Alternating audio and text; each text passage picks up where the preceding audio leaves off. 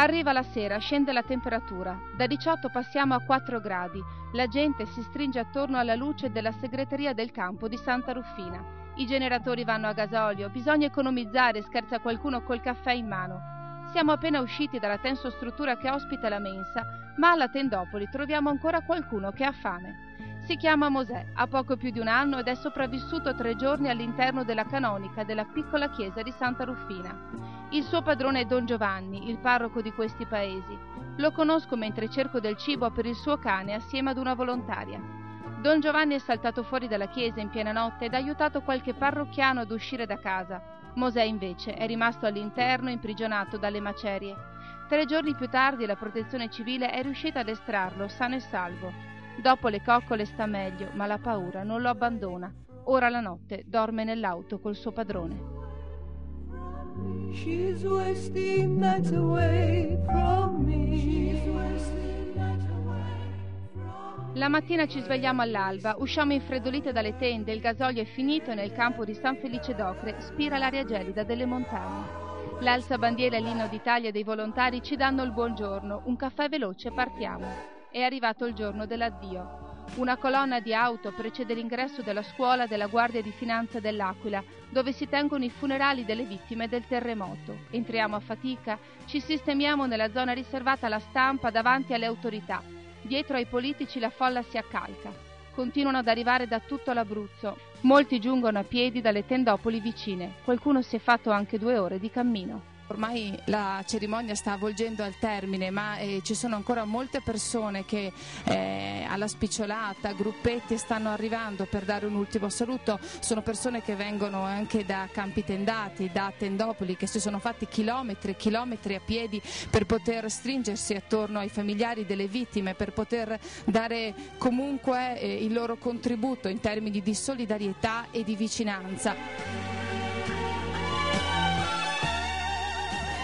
Devono avere tanta forza e coraggio per andare avanti e per ricominciare da capo, perché noi tutti siamo con loro e siamo partecipi a questo dolore. Ho fatto un bel pezzo a piedi, ho parcheggiato la macchina un po' più sotto perché proprio volevo partecipare, mi sentivo di partecipare a questa tragedia. State stringendo intorno ai familiari delle vittime come comunità?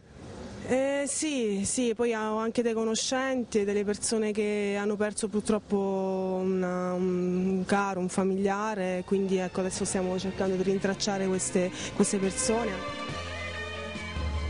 Penso a tutto questo e sento rinascere la speranza nel cuore, perché si avverte già nell'aria che sotto le macerie c'è la voglia di ricostruire, di ripartire, di tornare a progettare e a sognare.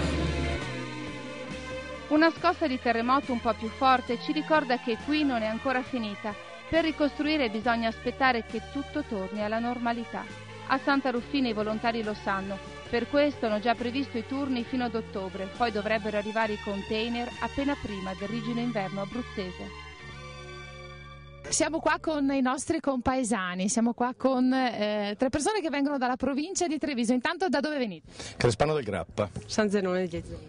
Pederobba. Da quanto tempo siete qua? Da martedì. Ecco, che situazione avete trovato arrivando qua? Una situazione che avevamo già visto in altre realtà, in altre emergenze, forse qui con una maggiore tasso di emotività, perché le persone che abbiamo visto erano molto più provate rispetto ad altre esperienze. Abbiamo dato disponibilità finché sarà terminata tutta l'emergenza, a cui siamo disposti. Adesso faremo una pausa, rientrare appena l'organizzazione nostra, che dipende dalla provincia di Treviso, in particolare il dottor Porcellato, ci dirà di ritornare qui. Quanti anni hai, scusa se te lo chiedo? 22 quest'anno. Giovanissima, è la tua prima esperienza? Sì, è la mia prima esperienza. Sei emozionata? Abbastanza, insomma, non capita tutti i giorni e purtroppo ci sono realtà anche un po' difficili da affrontare, però si fa, insomma. Sei qua da martedì anche tu? Sì, da martedì mattina. E fino a quando rimarrai? Penso fino a martedì, con il tempo che servirà, insomma. E tu?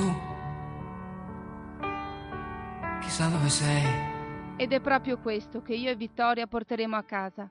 Finita la cena nel tendone mensa di Santa Rufina, partiamo, torniamo a Treviso. Dopo i saluti saliamo in macchina, dietro a noi gli sguardi di chi rimane, abruzzesi e volontari. Da tutti una grande lezione di dignità e amore per la vita.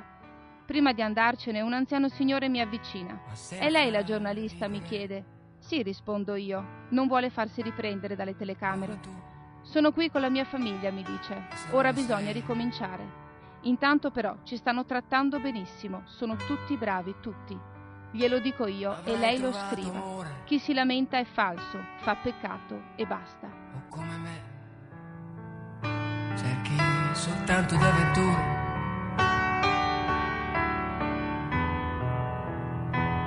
perché non vuoi più piangere.